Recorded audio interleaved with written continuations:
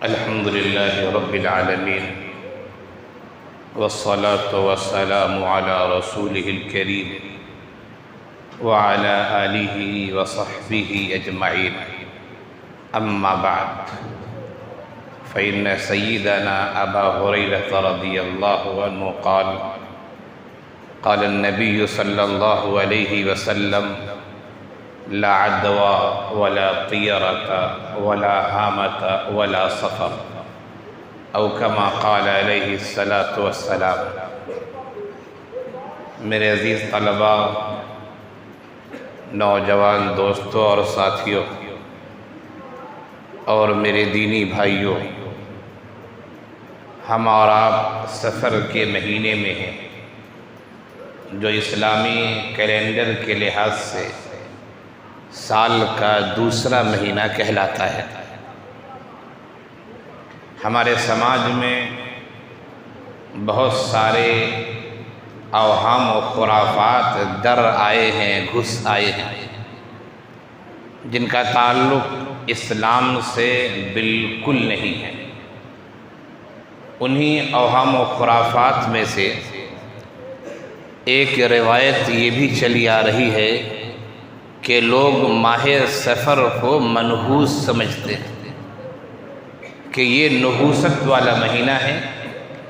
بہت سارے مسلمان اس مہینے میں شادی بیاہ نہیں کرتے، اپنے گھر کی بنیاد نہیں ڈالتے، کوئی نیک کام اور اچھا کام نہیں کرتے.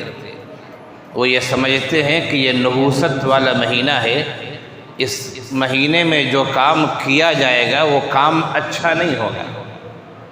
یہ ایسا عقیدہ ہے جس کا اسلام سے کوئی تعلق نہیں. اسلام آیا، اس نے تمام رسوم و رواج کو، تمام خرافات کو جڑ سے اکھاڑنے کی کوشش کی اور اکھاڑنے کی تعلیم دی. اسلام کی تعلیم یہ ہے کہ کائنات کا سارا نظام وہ اللہ وحدہ لا شریک کے قبضے قدرت میں ہے. ہمارے اور آپ کے چاہنے سے اور کرنے سے وہ چیز نہیں ہو سکتی ہے. ہاں، اعمال کو اسباب کے ساتھ مربوط کیا گیا ہے. آدمی کھانا کھائے گا تو اس کی بھوک ختم ہوگی، آدمی پانی پیے گا تو اس کی پیاس بجھے گی، ہمارا پہ چلیں گے تو مسافت طے ہوگی. یہ وہ چیزیں ہیں کہ اللہ نے اس میں وہ اثرات رکھے ہیں. لیکن کتنے ایسے لوگ آپ کو ملیں گے جو بیمار پڑتے ہیں، وہ کھانا کھاتے ہیں لیکن ان کی بھوک ختم نہیں ہوتی ہے، وہ پانی پر پانی پیے جاتے ہیں، ان کی پیاس نہیں بجھتی ہے، وہ لاکھ کام کرتے ہیں، سوچتے ہیں ایسا ہو جائے لیکن وہ چیز ہو نہیں پاتی ہے. اعمال اسباب سے مربوط ہیں، اللہ تعالیٰ نے اس میں تاثیر رکھی ہے، لیکن وہی اللہ جب چاہے تاثیر کو نکال بھی سکتا ہے. آگ کی تاثیر ہے جلانے کی، ہم اور آپ سب جانتے ہیں.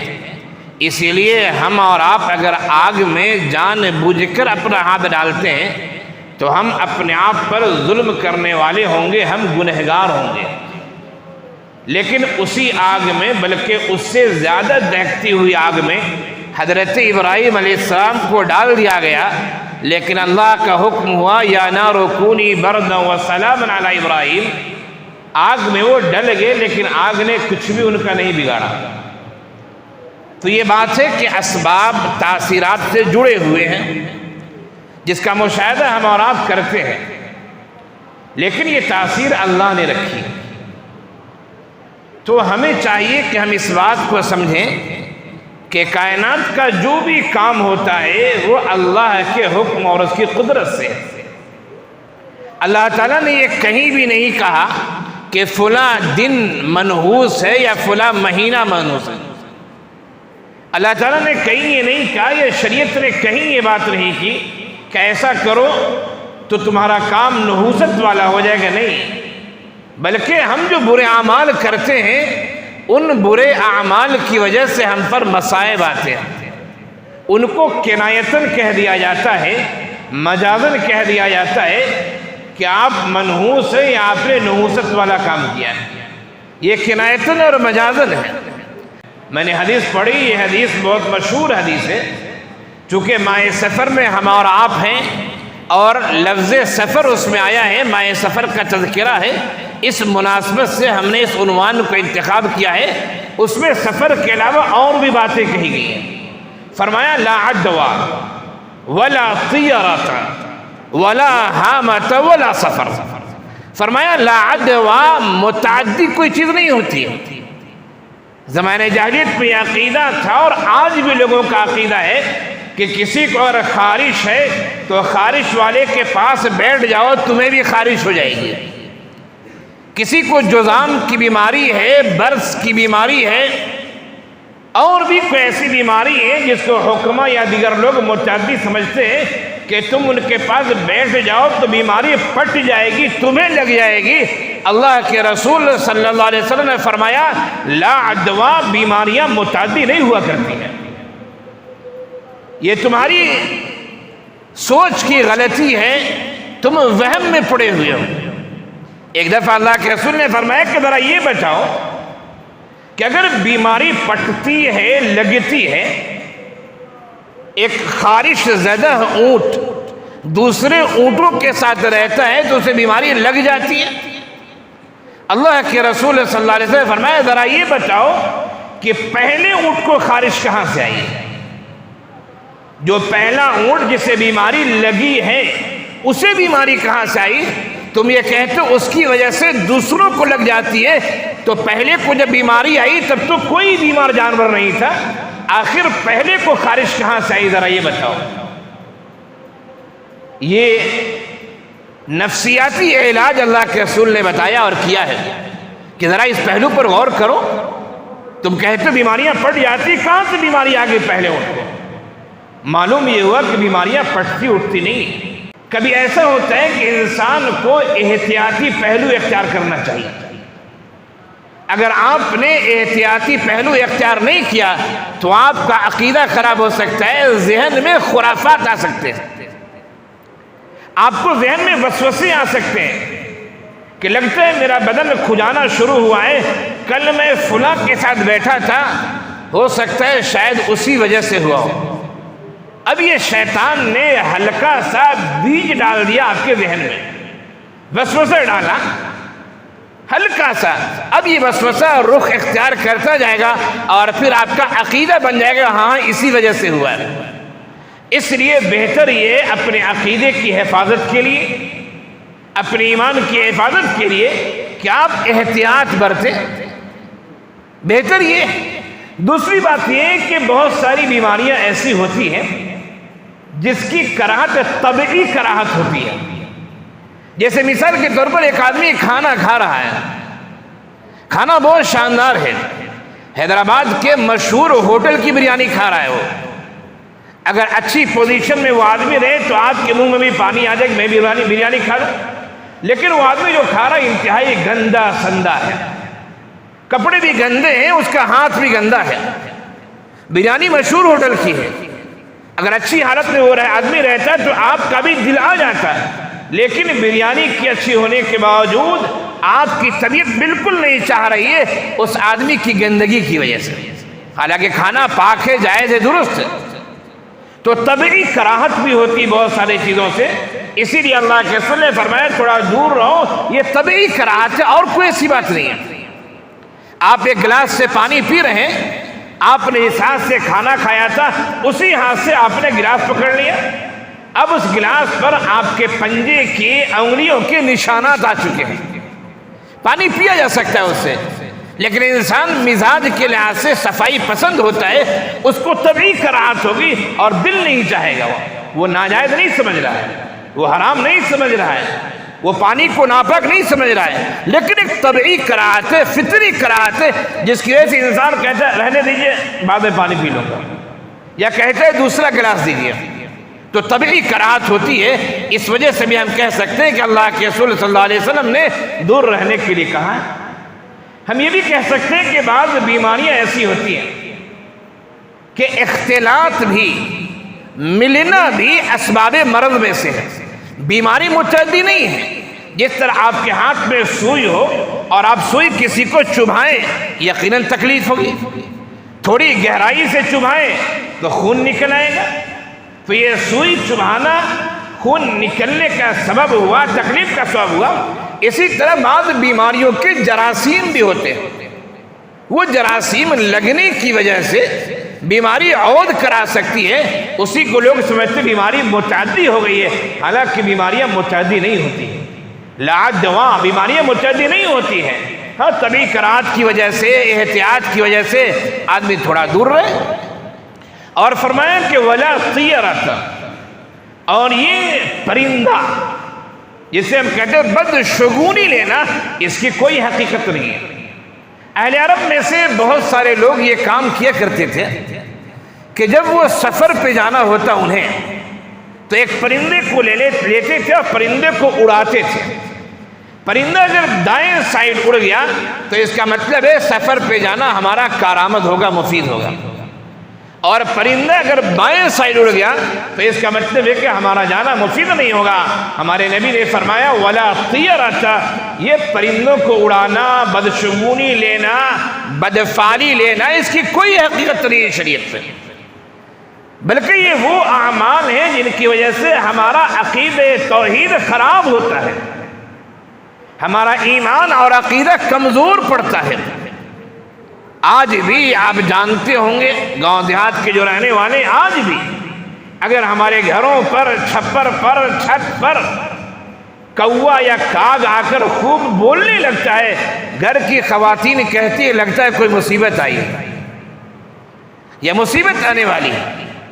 پرندے کے بولنے سے اس طرح بدشگونی لینا، بدفعلی لینا، شریعت میں اس کی کوئی جگہ نہیں ہے، ہمیں اس سے گریز کرنا چاہیے، بچنا چاہیے، ہمارے عقیدے کی خرابی اس سے ہوگی۔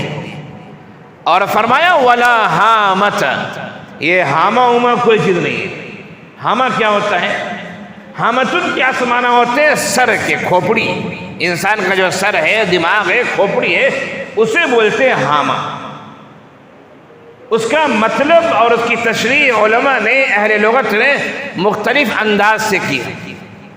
فرمایا کہ زمانے جاہلیت میں یہ عقیدہ تھا لوگوں کا کہ جو آدمی مر جاتا ہے، جسے قتل کر دیا جائے، مقتول جو مر چکا ہے، اس کی ہڈیاں ایک پرندے یا ایک جانور کی شکل اختیار کر لیتی ہیں، اور وہ جانور راتوں میں بولا کرتا ہے، چیخا کرتا ہے، چلایا کرتا ہے، یہاں تک کہ جب تک قاتل سے بدلہ نہ لے لیا جائے۔ قاتل سے بدلہ لے لیا جائے گا تو پھر پرندہ خاموش ہو جاتا ہے۔ دوسری بات یہ کہی ہے کہ جو انسان مرتا ہے، مقتول ہو یا کوئی اور ہو، اس کی روح جو ہوتی ہے، اس کی روح پرندے کی شکل اختیار کر لیتی ہے، اور وہ روح بھٹکتی رہتی ہے، پریشان ہوتی رہتی ہے، یا وہ پرندہ بھٹکتا رہتا ہے یہاں تک کہ اس کو اس کا بدلہ مل جائے، انصاف مل جائے۔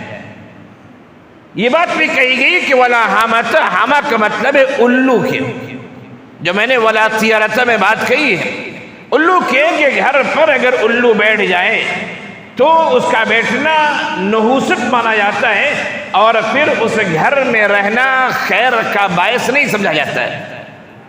ہمارے برادران وطن میں بہت سارے ایسے لوگ ہیں جن کا یہ عقیدہ مضبوط ہے۔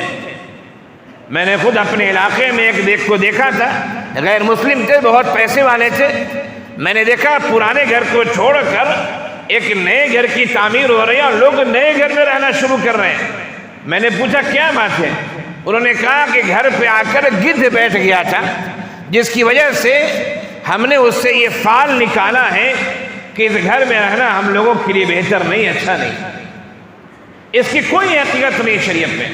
اور فرمایا ولا سفر، لا عدوا، بیماریاں متعدی نہیں ہوتی ہیں، ولا طیرۃ، بدشگونی، بدفعلی، اس کی کوئی حیثیت نہیں ہے۔ فرمایا ولا ہام، اور یہ روحوں کا مختلف شکل اختیار کر لینا یا الو، اس کی کوئی حقیقت نہیں ہے۔ اور فرمایا ولا سفر، اور مائے سفر کو تم منحوس سمجھو، اس کی بھی کوئی حقیقت نہیں۔ سفر کے بارے میں یہ بات بھی کہی گئی ہے کہ انسان کو جب بھوک لگتی ہے تو انسان کے پیٹ میں ایک سانپ ہے، بھوک لگتی، وہ سانپ انسان کو بے چین کرتا ہے، پریشان کرتا ہے، جس کی وجہ سے انسان اچھلتا ہے، کودتا ہے، بے چین رہتا ہے۔ تو بھوک کی وجہ سے جو بے چینی ہے وہ اسی سانپ کی وجہ سے ہے۔ یا پیٹ میں کیڑے مکوڑے ہیں، جب بھوک لگتی انسان بے چین ہوتا ہے تو یہ بے چینی اسی کیڑے مکوڑے کی وجہ سے۔ یا تیسرا مطلب وہ جو میں نے کہا کہ ماہ سفر جو ہے، سفر کا مہینہ، یہ منحوس مہینہ، اس میں اچھے کام نہیں کرنا چاہیے۔ اللہ کے رسول صلی اللہ علیہ وسلم نے واضح انداز میں فرما دیا کہ یہ جو تمہارے عقیدے ہیں، جو 4 باتیں بیان کی گئی، اس کا کوئی تعلق نہیں شریعت سے، تمہیں اس سے دور رہنا چاہیے، تمہیں اللہ وحدہ لا شریک کی ذات پر بھروسہ کرنا چاہیے۔ اور تاریخ ہمیں بتاتی ہے، تانے دینے والے تانے دیتے ہیں، لیکن ہمیں اپنے عقیدے کی حفاظت کرنی ہے۔ ایک صحابیہ ہیں حضرت زنیرہ، حضرت زنیرہ ایک صحابیہ ہے جو پہلے باندھی تھی، بعض لوگوں نے کہا کہ قبیلہ بنو عدی کی باندھی تھی، بعض لوگوں نے کہا قبیلہ بنو مخزوم کی باندھی تھی، قبیلہ بنو مخزوم کی باندھی تھی، اور ابو جہل انہیں بہت ستاتا تھا، اتنا پریشان کیا کہ پریشانی کی وجہ سے ان کی آنکھ کی بینائی چلی گئی۔ لوگوں نے کہنا شروع کیا، دیکھو دیکھو زنیرہ کی آنکھ کی بینائی چلی گئی، روشنی چلی گئی۔ اس کی وجہ ایک، اس نے لات و عزیٰ کو چھوڑ دیا ہے، اس نے بتوں کو چھوڑ دیا ہے، ایک اللہ کو مان رہی ہے، بتوں کی بددعا پڑی ہے جس کی وجہ سے بینائی چلی گئی۔ حضرت زنیرہ علیہ الرحمہ نے رو رو کے دعائیں کی، اللہ کے رسول کو معلوم ہوا یقیناً اللہ کے رسول صلی اللہ علیہ وسلم نے بھی دعائیں کی ہوں گی، پھر ان کی بینائی لوٹ آئی۔ یہ وہ صحابیہ ہیں جنہوں نے شروع دور میں اسلام قبول کیا تھا، اور حضرت ابوبکر صدیق رضی اللہ عنہ نے جن غلام اور باندیوں کو خرید کر آزاد کیا تھا، ان میں ایک حضرت زنیرہ علیہ رضی اللہ عنہ بھی ہے۔ ابوبکر صدیق رضی اللہ عنہ نے مجھے آزاد کیا تھا، تو لوگوں نے کہا لات و عزیٰ نے اس کی بینائی چھین لی ہے۔ انہوں نے کہا نہیں، اللہ کی ذات بینائی دینے والی اور بینائی چھیننے والی ہے۔ پھر ان کی بینائی لوٹ آئی۔ آپ نے واقعہ سنا ہوگا جب مصر فتح ہوا اور پھر مسلمانوں کی حکومت ہوئی، حضرت عمرو بن عاص رضی اللہ عنہ مصر کے گورنر تھے۔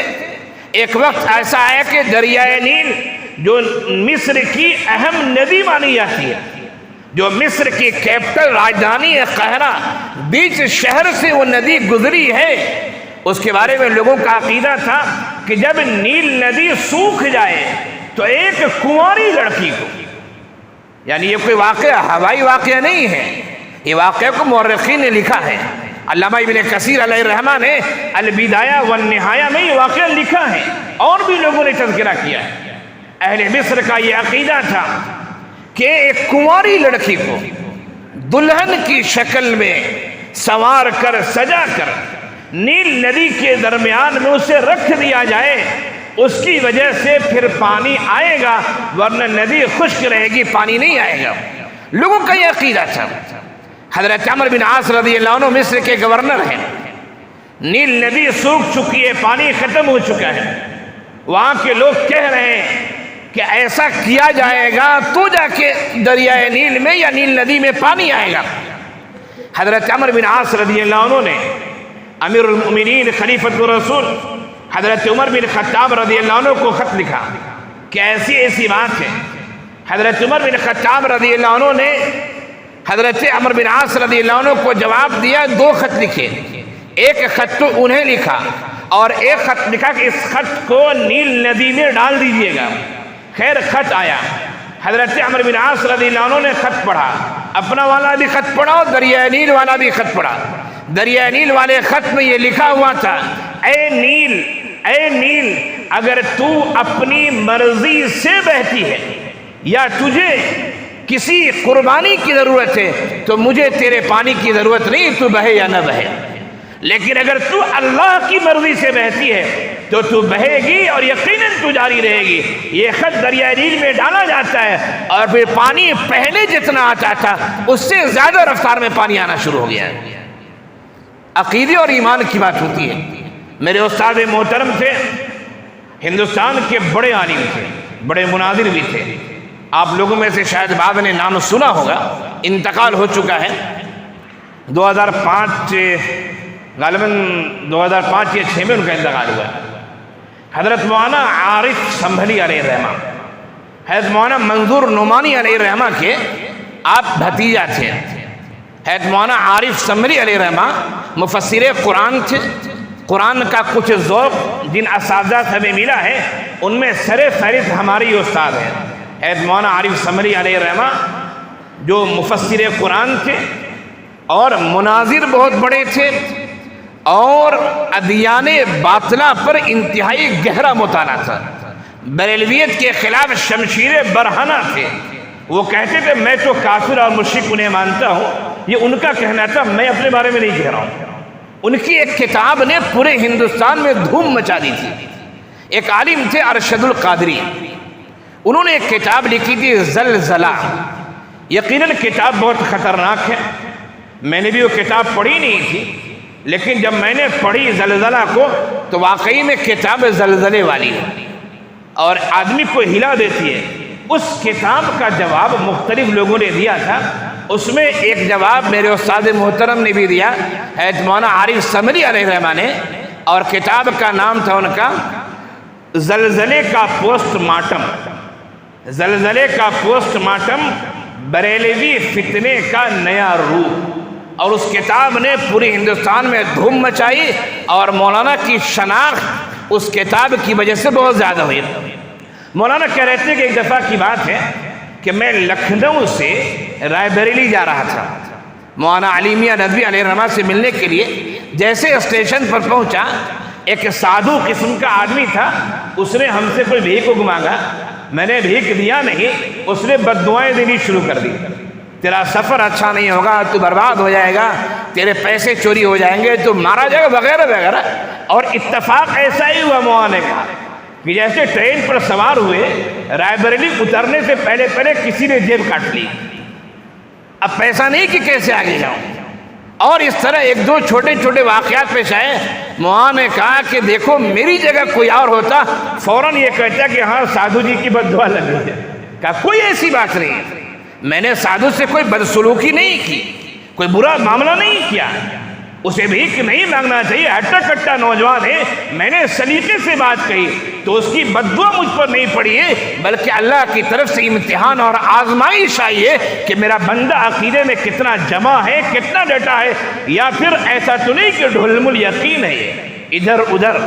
تو حالات آتے ہیں، ہمیں اللہ کی ذات پر بھروسہ رکھنا ہے کہ جو کام بھی ہوتا ہے اللہ کی طرف سے ہوتا ہے، ہم اور آپ اسباب کے مکلف ہیں، ہمیں صحیح اسباب اختیار کرنا چاہیے، نتائج اللہ کی ذات پر چھوڑ دینا چاہیے، ہم اس کے مکلف ہیں، آگے کے ہمارا مکلف نہیں ہے۔